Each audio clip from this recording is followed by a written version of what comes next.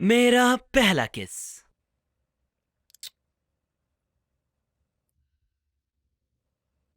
ठीक है, शुरू करते हैं।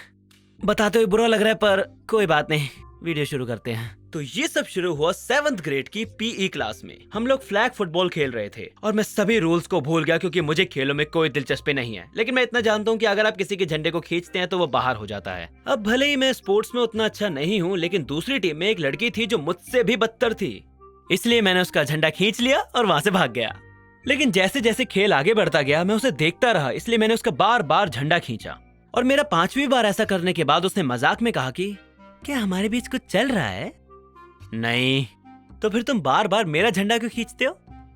अब मैं क्या ही कहूँ, तुम्हें खेलना नहीं आता इसलिए। और मैं चला गया। मुझे मिल गया, मुझे मिल गया।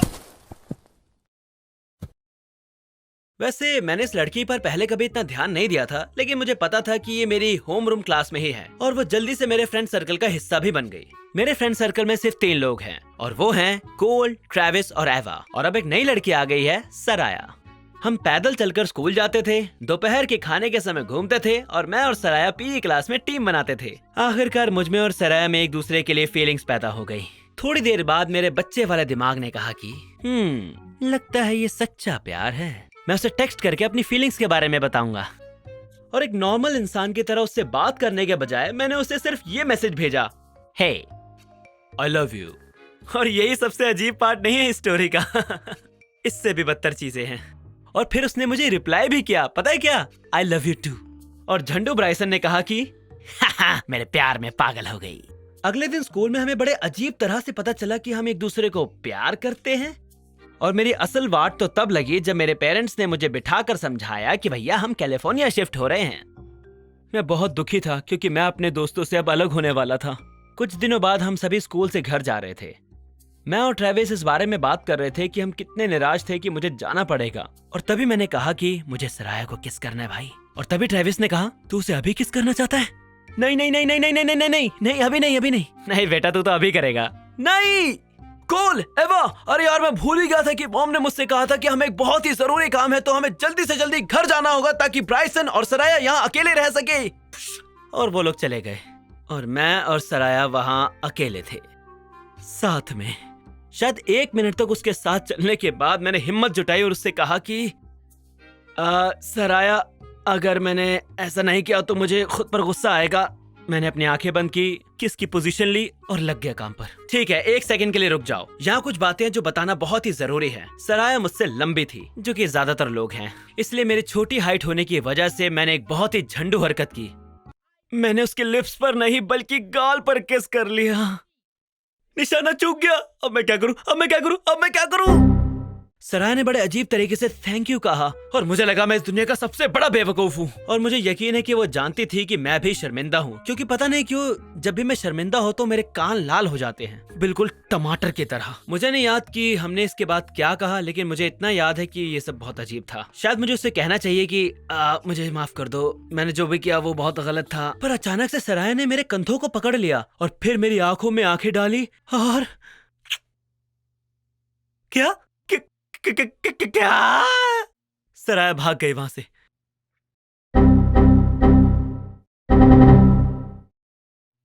मैं कॉल, ट्रेविस और एवा के घर गया और उन्हें सब कुछ बता दिया मैंने। मैं इतना शर्मिंदा हो गया था कि मेरे कान चटाकेदार लाल हो गए थे। यहाँ तक कि उनकी मॉम भी वहां थी। मैंने उन्हें भी सब कुछ बता दिया क्योंकि वो भी मेरी मॉम की तरह ही हैं। ये बहुत शर्मनाक था। अच्छा एक बात बताइए, क्या आप मेरी लव लाइफ के बारे में जानना चाहते हैं? क्या मैं इस कहानी को कंटिन्यू करूं? तो मैं हाई स्कूल से ग्रेजुएट हो चुका हूं और अभी तक किसी भी लड़की के साथ रिलेशनशिप में नहीं हूं और मुझे इससे कोई दिक्कत नहीं है।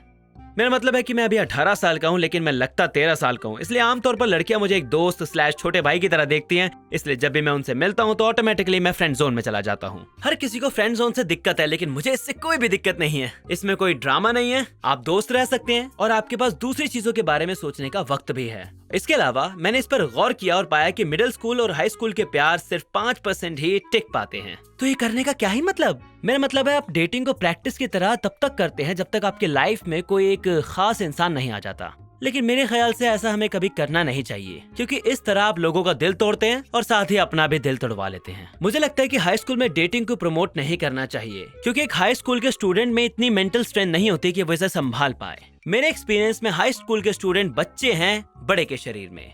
हाँ, लेकिन मैं पूरी तरह से एडल्ट हूँ एक बच्चे के शरीर में। वैसे भी किसी ऐसे इंसान से डेटिंग की सलाह लेना जो खुद अभी सिंगल है एक जोखिम वाला काम है। अपने रिस्क पर विश्वास करना। हाँ, वो थोड़ा एम्बैरेसिंग था। मैं उसके बारे में ज्यादा सोचता नहीं, क्योंकि अगर मैं सोचूंगा तो मैं उस लूप में फंस के रह जाऊंगा। बस अपने एक्सपीरियंस से सीखो और मेरी तरह बेवकूफ मत बनो, ठीक है? Good bye.